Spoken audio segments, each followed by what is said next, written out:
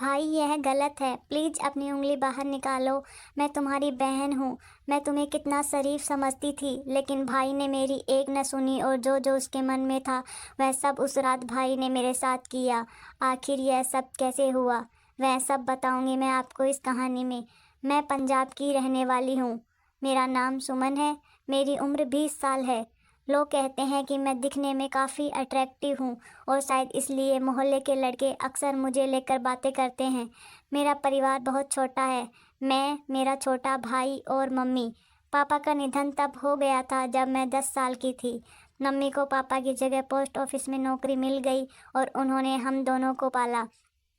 अब मैं और मेरा भाई दोनों कॉलेज जाते हैं। यह 3 महीने पहले की बात है। उस दिन गुरुवार था और मैं कॉलेज नहीं गई थी। मेरा भाई और मम्मी हमेशा की तरह अपने अपने काम पर चले गए। घर में मैं अकेली थी और कुछ करने का मन नहीं हो रहा था।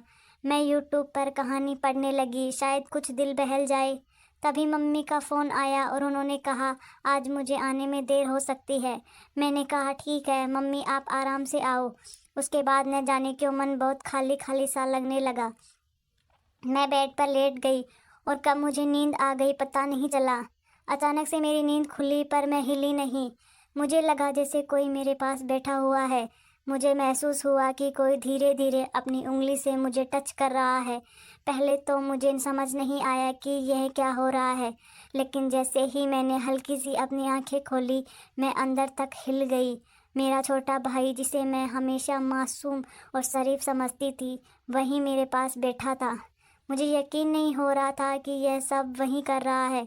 मेरा दिल बहुत तेज़ धड़कने लगा था और मुझे समझ नहीं आ रहा था कि मैं क्या करूं। मैं कुछ भी कहने की हिम्मत नहीं जुटा पाई। मैं सोच रही थी कि वह ऐसा क्यों कर रहा है। क्या उसने कभी ऐसा कुछ सोचा भी था मेरे बारे में, या फिर यह सिर्फ एक गलती थी। उस पर मेरे मन में बहुत सारे ख्याल आ रहे थे कि क्या मैं उसे माफ़ कर सकती हूँ। क्या है यह एक ऐसी घटना है जिसे मैं नज़रअंदाज कर सकती थी। लेकिन साथ ही मुझे न जाने क्यों उस पर गुस्सा नहीं आ रहा था, बल्कि उल्टा मैं उलझन में थी। शायद मेरी समझ में ही कुछ कमी थी या फिर मैं उस पल कुछ और सोच रही थी। कुछ समय बीत गया और मैं अभी भी सोने का नाटक कर रही थी। तभी अचानक महसूस हुआ कि भाई मुझे हल्के से जगाने की कोशिश कर रहा है। उसकी उंगलियां मेरे कंधे पर हल्के से छू रही थी, लेकिन मैंने अपनी आंखें नहीं खोली। मैं जानती थी कि मैं पूरी तरह से जाग रही हूँ, लेकिन वह शायद सोच रहा था कि मैं गहरी नींद में हूँ। धीरे धीरे उसकी हरकतें बढ़ने लगी। पहले वह बस हल्का स्पर्श कर रहा था, अब उसकी हिम्मत और बढ़ने लगी थी। मैं समझ नहीं पा रही थी कि वह क्या कर रहा है या क्या करना चाहता है, लेकिन मैं चुपचाप देख रही थी। मेरे मन में कई सवाल उठ रहे थे कि यह मासूम भाई अचानक इतना बदल कैसे गया। उसने ऐसा क्यों किया। मैं समझ नहीं पा रही थी कि वह मुझे नींद में क्या खिलाने की कोशिश कर रहा था। मेरे होंठ बंद थे, लेकिन फिर भी उसने कोशिश की कि मैं कुछ खा लूं। मैंने सोते हुए जानबूझकर अपने होंठ थोड़े से खोल दिए। मैंने ऐसा महसूस कराया जैसे मैं नींद में हूँ और मेरे होंठ अपने आप ही खुल गए हैं।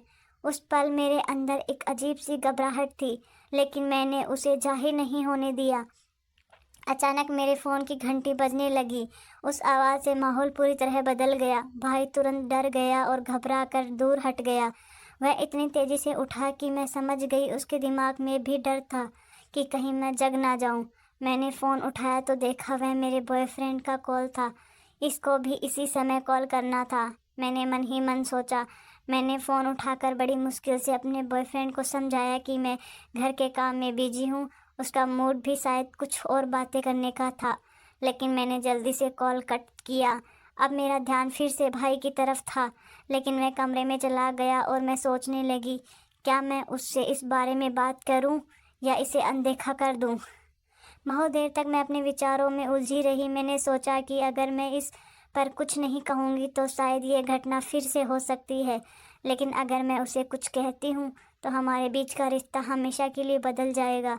फिर मुझसे और रहा नहीं गया। मेरे मन में उथल पुथल मची हुई थी और मैं भाई से बात किए बिना खुद को रोक नहीं पा रही थी। मैं उसके कमरे की तरफ बढ़ी। भाई का अलग कमरा है जहाँ वह अक्सर जाकर पढ़ाई या कुछ और करता है।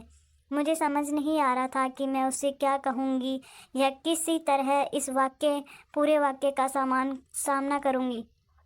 जब मैं भाई के कमरे के पास पहुंची तो दरवाज़ा आधा खुला हुआ था। मैंने धीरे से अंदर झाँका और जो मैंने देखा उससे मेरी आंखें पूरी तरह से चौड़ी हो गई। भाई बेड पर लेटा हुआ था और वह अपने हाथों से कुछ ऐसा कर रहा था जिससे मैं अब तक सिर्फ एक बच्चे की तरह देखती थी। वह ऐसा कर सकता है, मैंने कभी सोचा भी नहीं था। 1 मिनट तक मैं बस दरवाजे पर खड़ी देखती रही। मेरे दिमाग में कई सवाल उठ रहे थे कि आखिर उसे क्या हो गया है। क्या वह सच में ऐसा कर रहा है या फिर मैं किसी भ्रम में हूँ। मैंने खुद को शांत करने की कोशिश की लेकिन मेरी आंखें उसी पर टिकी हुई थी। मुझे लग रहा था कि मुझे कुछ करना चाहिए, कुछ कहना चाहिए, लेकिन मेरे अंदर से आवाज़ नहीं निकल रही थी। मैं जिस भाई को अब तक मासूम समझती थी वह मेरे सामने बिल्कुल अलग रूप में था। उसे इस हालत में देखकर मुझे एहसास हुआ कि शायद उसने बचपन से कुछ ऐसा देखा या महसूस किया है जिसके बारे में मैंने कभी सोचा ही नहीं। मेरे मन में उसके प्रति नफ़रत नहीं आई, बल्कि मैं उलझन में थी। मैं समझ नहीं पा रही थी कि यह उसकी कोई गलतफ़हमी है या फिर कुछ और। मैंने धीरे धीरे दरवाजे से हटने का फ़ैसला किया। मुझे नहीं पता था कि अगर मैं उसे इस हालत में टोकूंगी तो हमारे बीच क्या होगा।